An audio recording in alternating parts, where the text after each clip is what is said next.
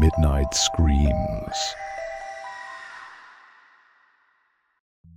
I found a phone, and the story I found on it has kept me up at night. This was seemingly written by a girl called Alyssa. From what I can tell, she was in her mid-20s and has an incredibly harrowing tale. The phone I found this on was damaged, so I have had to reconstruct some bits and break it up a little, so it is a more digestible read.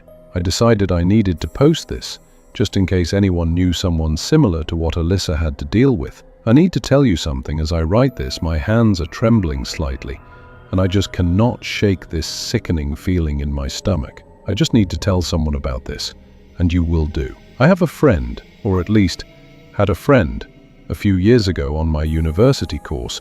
He was a clingy, odd guy who was quite excitable and hyperactive to a concerning degree sometimes. His name was Ed. He was a good guy. I thought at least he would pay for everyone's meals when he was out with friends. He would bring snacks to share when you would invite him over, offer constant support, always finding a way to put a positive spin in even the worst situation, and intently listen when you had to get something off your chest. He was fantastic. Even if his energy was a little much to deal with a lot of the time, I loved having him around. He was known in our course as the bug guy, because he was absolutely obsessed with bugs, flies, spiders, pill bugs, anything with a lot of legs. Ed would always have an obscure fact about whatever weird bug he would point out on a wall or hanging from the ceiling.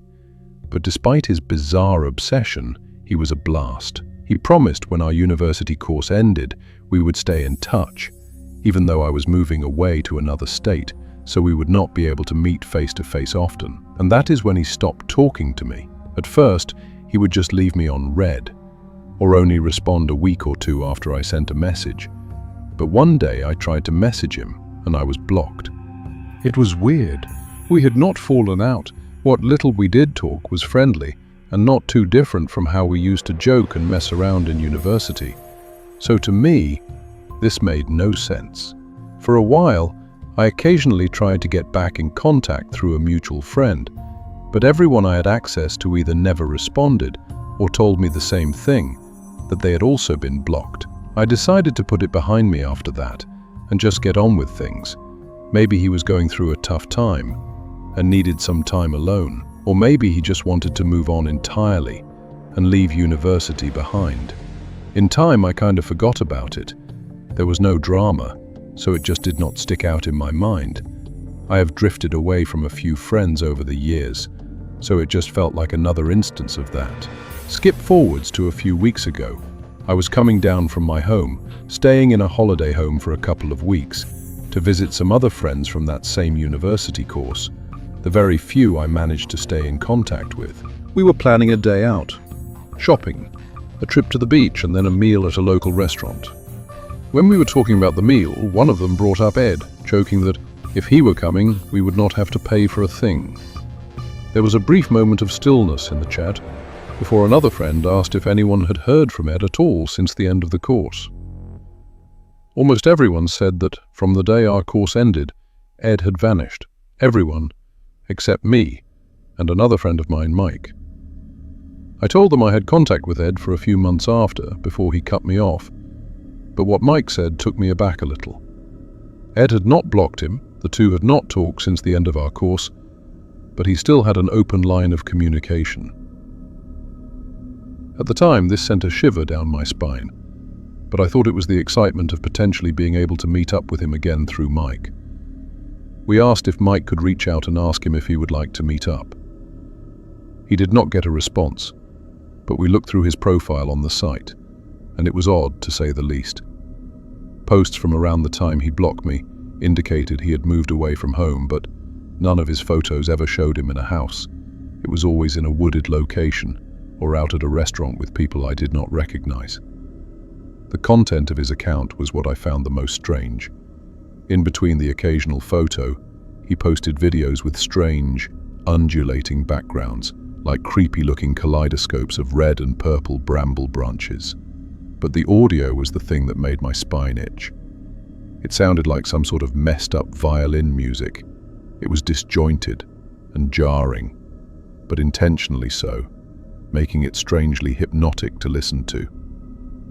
We knew he really liked music, but he never played an instrument in the time I knew him, so this was not the most surprising development, but the sound of it certainly was. We came to the conclusion that he was trying to get a following for his strange music, probably wanting to make a career from it. After finishing up our discussion for plans, finally settling on meeting up 2 days later, I tried to vanish from my life. This simple message was practically dripping with his sense of humor. We talked for a while, catching up and talking about the good old days. The conversation felt like I had never left, like he had never faded from my life. I had so many questions, but I held most of them back. I did not want to cut the conversation short by bringing up why he initially blocked me. The last question I did ask during this exchange was, "So, me and a few of the others are meeting up in a couple of days to hang out and catch up. Would you like to come along too?" He did not respond for a while. I started to worry that I had scared him off, that proposing a face-to-face meeting was too much for him after all these years. But I soon got my response. "I am really sorry. It would be great to get the gang back together, but I have shit to do that day, and I do not deal too well with crowds."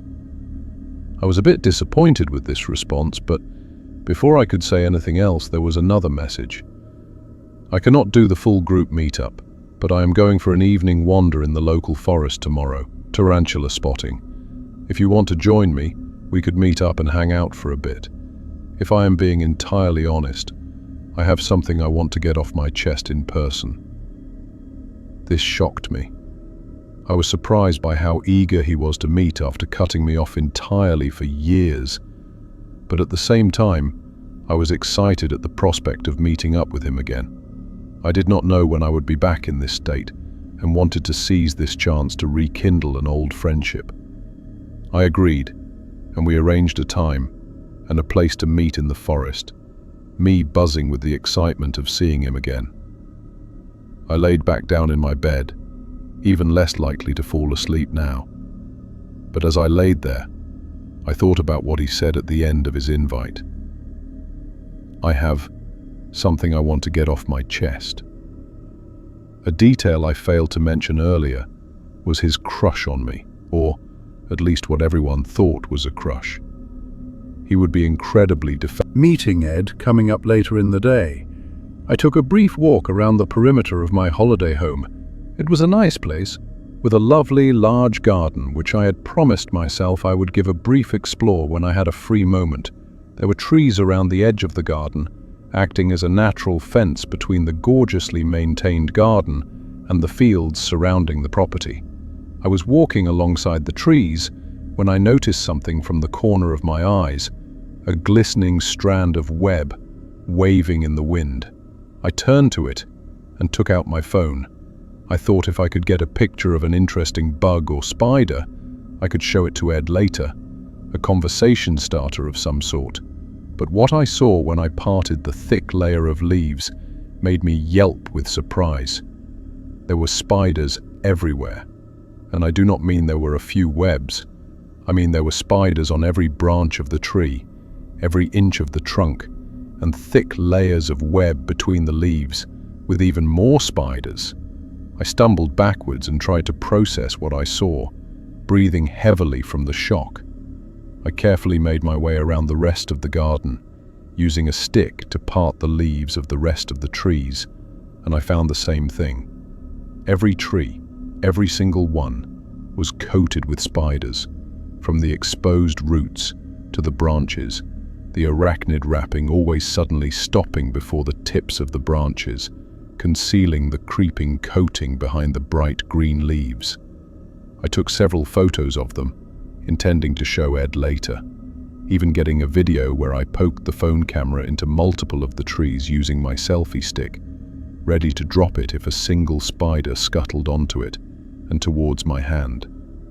Looking back at it, the thing that freaks me out the most is how still they were. Since then, I have seen videos of social bugs. They are constantly moving, scuttling around and over each other, a frenzy of legs and mandibles. But these spiders were all completely still.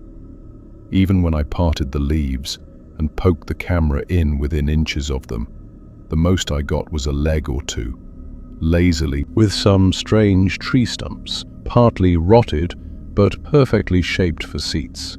There was even a stump that had rotted in the middle, hollowing it out into a bowl shape, and, as unsanitary as it was, we would put snacks in there, so we could pluck out a treat or two whenever we got the munchies. I sent Ed a message as I walked to tell him I was on my way to the clearing, but I had no signal, no 5G, so the message would not send. I thought nothing of it. We had arranged a time, and if I were a little late, I knew he would wait for me. On the way there, with the sun setting through the trees, I noticed several large tarantulas, perched on the side of trees and logs, sat on the side of the trail. They made me a little uneasy, but it made sense that Ed would want to come here for tarantula spotting. Something I noticed, yet again, after this whole ordeal, is that none of them moved. Usually when you think of a tarantula, you imagine them creeping forwards with that slow, deliberate, crawling gait, carefully feeling out the world around it, like a blind man with a painful bite. But these tarantulas were all completely still, out in the open, as if frozen in place, just like the spiders on the trees earlier. But I did not make the connection at the time. I just kept walking, scanning the ground to avoid stepping on any angry spiders. Then, I could have sworn my mind was playing a trick on me, but I heard that music, the jarringly disjointed string instrument. It was only just on the edge of my perception, so it took me a while to notice, but as I approached the clearing it got louder, and I realized I was not imagining it. I thought Ed must be at the clearing, playing some music whilst he waited. My excitement grew. I wanted to ask him about his new musical hobby and catch up with all the time we had lost.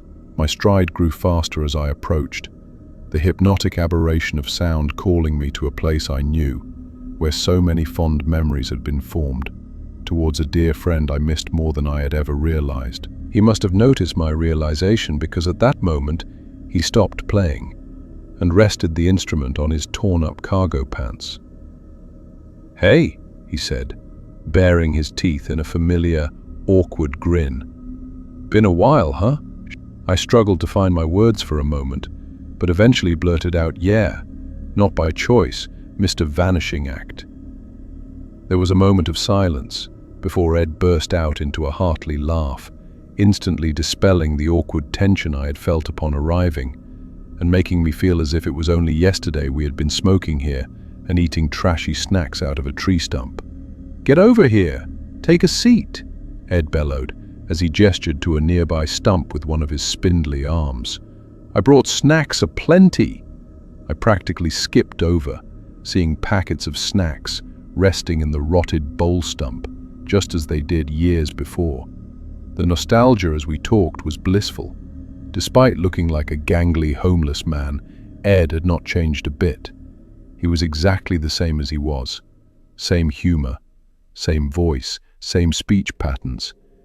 Even the way he would always attempt to throw the first snack he opened into his mouth like something from a cartoon remained the same. His instrument eventually came up in conversation. I asked him, "So, you got a new hobby? I heard some of your music through your Instagram account, but honestly, I have never seen anything like, whatever that is, it is really cool, but what the fuck is it?" A look of pride surged across his face, and he straightened his back, towering over me, and making me remember how much taller than me he was. "I made it myself," he spoke, in a deep, mockingly posh voice. "I call it the Archaeodae, based on my favorite spider." I laughed. Of course he would name it after a spider. It was the most Ed. It crept over the horizon, now barely piercing the trees. No, I should not put this off any longer. I cannot just pretend everything is fine forever. Ed spat, as if he was forcing the words out of his mouth, back hunched, as he continued to play his music, slowly building in volume. "What do you mean?" I said. already internally cringing at the prospect of him confessing some hidden, undying love for me. The tune suddenly changed to a slow, peaceful humming. I could feel the vibration of the strings through my entire body. Ed was looking at the ground, his eyes seeming vacant. "Alyssa." He spoke my name in a rough, serious voice, one I had never heard from him, my own name hitting me like a baseball bat. "I need you to listen to what I have to say, in totality, without interrupting, still speaking in this unheard, rough tone." I nodded my head, still taken aback by this sudden change in his voice and body language. Ed took a deep breath as the last of the sunlight left the clearing, bathing us in dull, grey, late evening light, making Ed look even more gaunt and malnourished. He raised his head and locked eyes with me, still playing his instrument. "For years I hunted you," he said, with the certainty of a detective accusing someone of murder. "From the moment I met you, you have been my fixation, my goal, my—" He stopped for a moment, biting his lip, before spitting out the words, "my prey." I could not believe what I was hearing. It did not feel real. I was expecting a smile to crack across his face at any second, expecting him to laugh and say, "Just kidding." But it never came. I did not know what I was feeling, did not understand what I was doing, Ed said, the look on his face mirroring the confused, churning feeling in my stomach. "I was assessing you, every second. I thought maybe I loved you, or hated you. But it did not make sense to me. How every second I was with you, you were my sole focus. Everything else seemed killer, who just found his perfect quarry." He straightened his back and let out a chuckle, but it was not his usual chuckle. It was low, raspy, and it did not seem to come from his mouth. It sounded lower, like it was being projected directly from his lungs. "No," he said, slowly slumping back down to his usual hunched position. "I realized soon after. It was nature," he muttered, the tune he was playing picking up in speed slightly. At this point, I could not take this. I blurted out, "So you are a wannabe murderer, huh? You want to kill me because you are naturally evil. Is that what you are saying?" His face dropped. He stopped playing his instrument. Ed's blank eyes stared at me for an unbearably long time. There was complete silence, other than the creaking of the trees in the wind. That is when I noticed them, the cracks in his skin. A series of symmetrical cracks on his face, looping under his eyes, across his forehead, and a couple spreading across his cheeks, looking like an unbearably wide smile. On his exposed arm I could see more of these cracks. Like joints on a doll, they divided his hands into segments, with wet, slimy-looking black flesh visible in the gaps. "I thought," he murmured under his breath. "I told you not to interrupt," his mouth barely moving as he spoke. I shifted in my seat. I had no idea what to do. Was he about to kill me? Why would he tell me all this if he was just going to slit my throat or strangle me? I managed to croak out, "Why are you doing this? Why tell me all this? Is this some kind of sick fantasy to you?" Ed continued to stare at me, yet again, filling the air with a terrible silence, until he suddenly leapt back into his music, making me jump from the sudden burst of sound. He continued to speak as his melody became more disjointed. "Have you ever heard of the murmuracne?" Ed said in a more playful tone, but dripping with parents over the phone to get into school, college, and university just seemed right.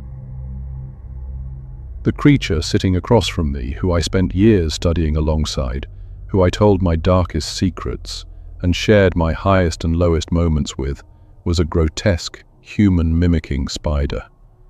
I could see it now. The cracks in his skin were joints in his exoskeleton. His visible arm looked more like a pale spider leg with a human hand on the end than a normal human arm. Were those signs always there? Or somehow did nobody notice these features? I felt numb, but with a dull sensation in my throat that made me feel like I would puke at any moment. I managed to muster the strength to talk. "So you never cared about me? About anyone then? You were just mimicking us, so you could hunt us?" At this, Ed snapped his face back to me. "No," he spat, causing me to recoil into my seat. "No, I cared. I still care." His face twisted into a contorted mess, the cracks widening as what I believe was a pained look spread across his face. I found out I was this. I found out I was different, and it hurt. I cared about you. Even if it was just mimicking emotion, it felt real to me, and At this point, I cut Ed off, blurting out, "Then why are you telling me this? You know I am going to go straight to the police if you let me walk away. You literally just told me you wanted to kill me." Ed, still playing his cacophony of a tune, lowered his head and spoke softly and slowly. "All I have been able to think about is you. No matter what I did, no matter who I met, I kept looping back to hunting you." He looked up at me. "Do you know Alyssa?" Looking like every word was hurting him. "How many times, in the dark winter evenings, I have stood meters from you, hidden by the darkness on the other side of the window, poised and ready to strike." Spoke in a deep, emotionless voice. "I will give you a chance to flee. If you escape me, if you prove yourself too difficult to catch, I will no longer want you." Before I could stop myself, I asked a question I did not want to know the answer to. "What happens if you catch me?" The spider stayed horrendously still for several seconds before slowly opening his mouth as a pair of long, curved fangs slid from either side of his jaw. The longer I watched, the more fang came out, until they were nearly as long as my forearm, before they suddenly vanished back into the spider's face. I realized tears were careening down my face at this point. I was terrified to my core that this bug who had deceived me for so many years was about to kill me. He spoke again, in an almost commanding tone. "I will give you a head start so you will stand a chance. You will know I am hunting you when you no longer hear my music." And with that, he began to play by far the most disjointed, horrendous tune I had heard from him. I was frozen, processing everything for a few moments. I was trying to think of something, anything I could say, when he spoke again, in an incredibly nonchalant tone. "I call this piece Ensnared," looking straight into my eyes as he said, "It is not a very long song."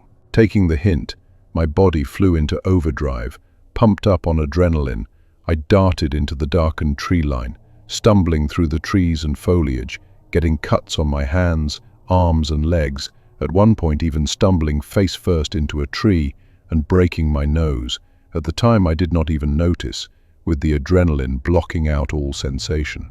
I could hear the music in the distance, getting fainter and fainter, praying it would fade away into the distance as I ran, but no such luck. It felt like hours, but was likely only a couple of minutes when I heard the music come to an abrupt halt, bringing with it a veil of complete silence and absolute fear.